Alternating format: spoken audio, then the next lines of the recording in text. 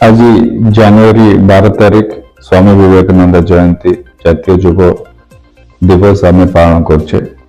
क्रांतिकारी फाउंडेशन तरफ प्रत्येक वर्ष आज दिन में युव शक्ति नहीं कार्यक्रम कर फाउंडेशन अध्यक्ष नीलकांत नायक को धन्यवाद जनाऊँ।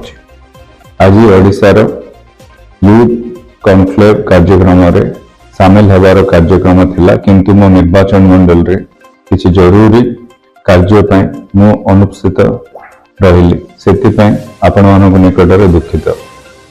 विषय आम युव शक्ति आपण मैंने जानते युवक मानकर भूमिका ये राज्य ये देश प्रमुख रही से मो युव बंधु मान कहूँ आपण मैंने समस्ते संघर्ष करंतु, परिश्रम करंतु, दौड़ बल तो रखु कहीं माने आपणकर कांध पर ये देशर भविष्य अच्छे से समस्ते आगू बढ़ी चलते आम समस्त आप सहित सहयोग करूँ। धन्यवाद।